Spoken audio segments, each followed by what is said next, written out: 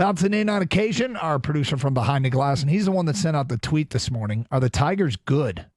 Right now, 66.8% say yes, 33.2% say no. We've asked people to comment, and this depends, of course, on your definition of good.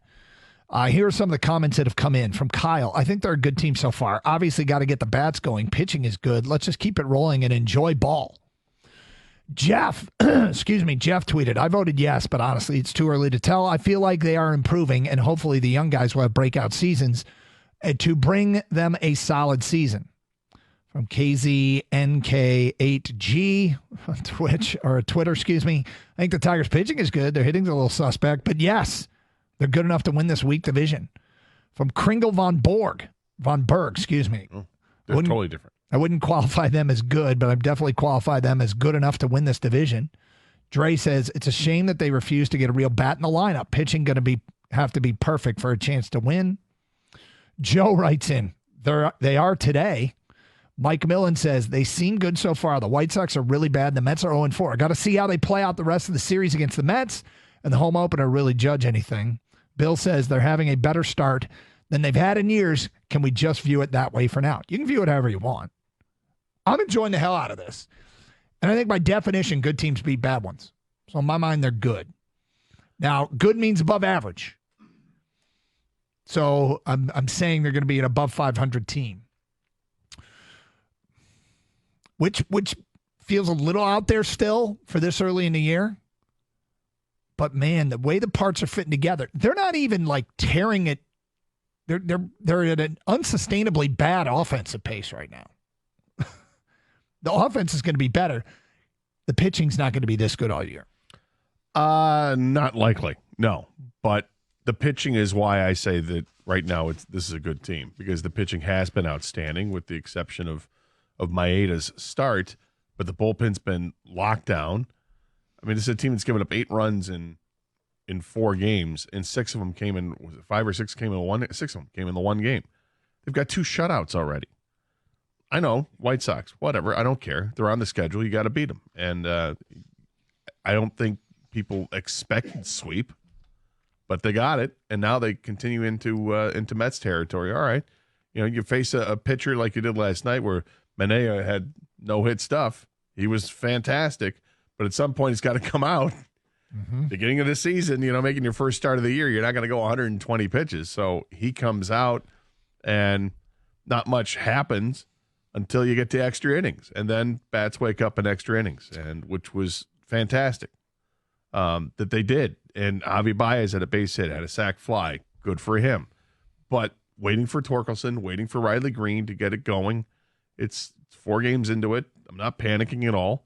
Like we said, it's a long season, but in order to get off to a good start, you have to get off to a good start. So Reese Olson is a 24-year-old kid who is just getting his feet wet and sort of figuring out the game at this level. And he opens up the game and he's got control problems. Maybe he's too amped up, hits a batter, walks a batter. And he goes 3-0 on Alvarez with 1 out. He's 3-0. And then perhaps the most important play of the game, important moment in the game takes place when he fights back, gets a grounder to Baez, and Baez makes a pretty slick play with the glove, fielding it in the glove, flipping the glove to the backhand, and never taking the ball out of the glove until he flips it from the glove to second base, relay to first in time, gets a double play, and everything kind of settled down after that. And yeah, while Manaea was perfect through 4, Riley Olson was, allowing a base runner here and there, but keeping him off the scoreboard. And Tigers didn't get a hit till the 6th inning. And, of course, it was Andy Ibanez, who's just been great so far. And on that hit, Joey Cora, again, I don't know that we are into the questioning him at third base mode just yet. It's pretty early. But the 2 guys he's gotten thrown out in the plate, he's gotten thrown out by a combined about 17 steps. I mean, they've been these have not been close. Both throws have been good. Yep. Good to quite good. It was quite good with the White Sox, their throw that they made. But, yeah, I don't mind. I don't mind putting pressure on the other team to force them to make a really good play. I won't mind if it keeps happening, but yeah. I Well, agree. I mean, it's worked out. I guess that's the easier way to. Oh, I feel fine. They won the game. Nobody's perfect in that job. Yeah, but You know how you never get anybody thrown out? You never send anybody. exactly. And you also don't score runs you probably should. But the guys he's sent in those situations, that's where the question mark comes in. It's like, okay, if I've got somebody on the base pass who has decent speed, I get it. But Well, Canna. I guess he's got decent. Yeah, speed. decent. I mean, he's not a blazer, but No, he's not a blazer. But Kelly last night was out by quite a bit. And Canna was out by quite a bit, too. Yeah. So, Reese Olson, get back to him. Yeah. The last 6 starts he made last year, he gave up 6 runs total. That's what he did the last six starts last year. And he picks up right where he left off. It wasn't just, he had a nice spring. He had a hell of a finish to the season last year. Takes into the spring, has a nice spring, and then does what he did last night, adjusts to a shaky start, and then becomes a very, very good pitcher again. And he's not doing it by striking out everybody he faces. He's just doing it by good pitching. He's pitched extraordinarily well. So it's great to see. And then you start to ask yourself, did they find something here? Did they get something here? Oh, and Reese Olson? Yeah. Yeah, didn't it feel like he was a throw-in in a trade? Not necessarily a throw-in, but a middling prospect. I mean, with Milwaukee, right? Yeah, he was traded by the Brewers to the Tigers for Daniel Norris.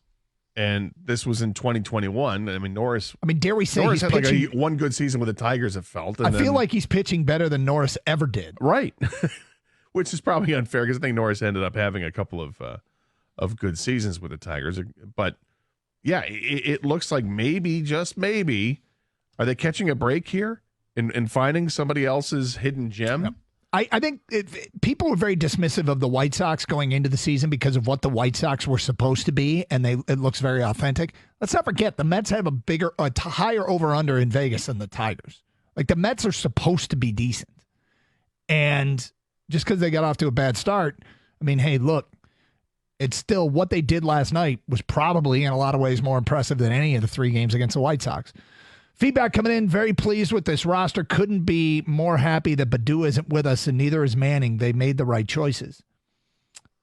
Couldn't be more happy. I don't know that I'm celebrating anybody getting sent down. I mean, I think it speaks to the depth of the organization. But we've often talked about Baddoo, and guys like him feel like guys that could be actually decent players as non-regulars on a good team. But Baddoo's limited because he's an outfielder. Yep. So he's an extra outfielder, which is why, Veerling has some versatility, so he's here. Yep. Right? That's what it comes down to.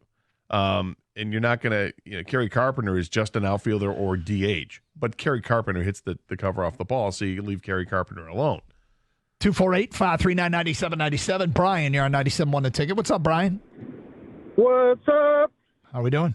So, I'm good. Listen, I don't care who it is they're playing right now. These arms are going to show us in the early stages if they can sustain and if it can hold up for the rest of the season. But right now, you just shut down Lindor, Nimmo, Alonso, even Alvarez. That is a damn good lineup, as good as any in MLB, and the Tigers pitching really showed me something. Even the White Sox, Mancada and Eloy Jimenez, they're shutting down very good, talented hitters. So my question is, can they make it last and sustain through the course of the year and in those dog days of summer and hopefully pull out a really crappy division that looks to be? But, Cleveland's got good pitching, and I think it's going to be a very interesting division going forward. What do you think?